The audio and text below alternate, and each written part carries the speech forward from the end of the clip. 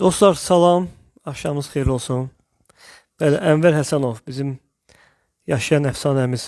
Bu gündən görüşmüşük və bu gün də təsadüf eləyir Həsən Turabovun deməli doğum günüdür bizim görkəmli aktyorumuz.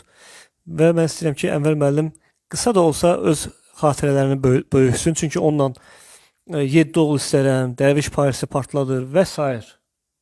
filmlərdə olub. Əlbəttə, mən xoşbəxtəm ki, Azərbaycanın bu cür gözəl, görkəmli aktyoru ilə, rejissoru ilə bir yerdə fəaliyyət göstərmişik. Düzdür, təxminən 4-5 filmə mən Turabovun yanında çalışmışam, işləmişəm, çəkilmişəm və ən gözəl xatirələrim də ondan ibarətdir ki, mənim üçün bugünkü gündə də qalan, əziz olan Qaçaq Nəbi filmini çəkirik. Mən də orada həm aktyor kimi təsdiq olmuşdum, Bəli. həm də ikinci rejissor kimi fəaliyyət göstərirdim. Mən gəldim, girdim otağa, gördüm Turabovla Əbdül oturublar. Yəni filmin iki qurucu rejissoru vardı. Bir Turabovdur, bir də Əbdüldür. Dedim, mənə sözünüz, üzadınız yoxsa mən çıxım gedim evimə. Dedi, yoxsa 9-da görüşürük. Dedim, oldu. Gəldim evə, çıxdım. Üstündən 5-10 dəqiqə keçməmişdi. Bir də gördüm, telefon zəng gəldi mənə. Götürdüm telefonu. Deyirəm, nə olub? Əbdül deyir, haradasan? Dedim, harada gəlib sizlə görüşdüm, sağollaşdım, çıxdım, gəldim evimə də. Bir harada olacam evdə? Deyir, Turabov deyir ki, Ənvər gəlsin, soruşsun yanıma. Dedim, ay dədə vay, indi çıxıb gəlmişəm yanımıza. Getdim, təzdən oturdum, maşına çıxdım, gəldim buranın yanına. Gəldim, gördüm ki, Turabovla, Allah rəhmət eləsin, Əbdül oturub söhbət edirlər. Deyir, Turabov mənə müraciət edir. Deyir, Ənvər, deyirəm, bəli. Deyir, neçə ayda biz bir yerdə fəaliyyət göstəririk, işləyirik, edirik. Azərbaycanda da aktrisalar qalmayıb ki, Həzər obrazına uyğun bir münasib bir insan tapmayıq. Dedim, mən yazğı neyniyim? Deyir, neyniyəcəksən sən? Aparıb Həzəri gizlətmirsən evdə. Çəkilməyə qoymursan, biz də oturmuşuq belə Həzərsiz. Ay Allah. Dedim, oraya Möminət Vaperq işləyir.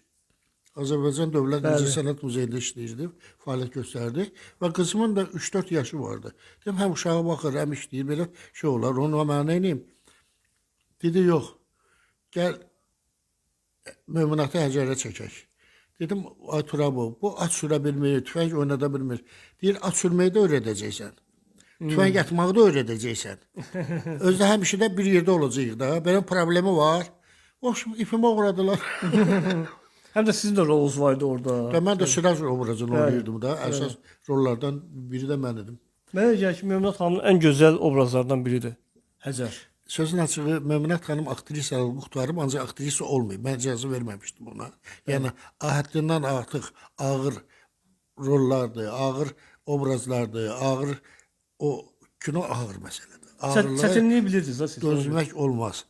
Nəysə, Turabovla Əbdül mənim aldılar. Nə deyim o icazəmi. Biz də başladıq da neyniyim? Getdim Möminətə at sürməyi öyrətdim. Tüfəng atmağı öyrətdim. Bunun da əsas səbəbkarı əlbəttə ki, Turabovdur. Həm də Turabovun özünün də bəzi səhnələrində əvəz eləmisiniz. Bəli. Mən həm o filmdə, həm Siraz obrazını yaradırdım, həm də ikinci rejissor kimi fəaliyyət göstərdim. Yəni, Allah rəhmət etsin. Turabovun da dostu idim, Əbdüllə də bugünkü necə dostluq eləyirik. Sən də bizim yanımızda olmaq şərti ilə. Bəs bunları saxlamaq lazımdır. Bunları davam etdirmək lazımdır. Və bununla çox sevinirəm ki, sən Turabovun ad günün yada saldın, qeyd etdik. Allah rəhmət eləsin, qəbri nurla da olsun, beşli olsun. Turabov gözəl insanıdır, gözəl sənətkardır. Nə deyim, Allah qurbanım. Ruhu şad olsun. Ruhu şad olsun. Sağ olun.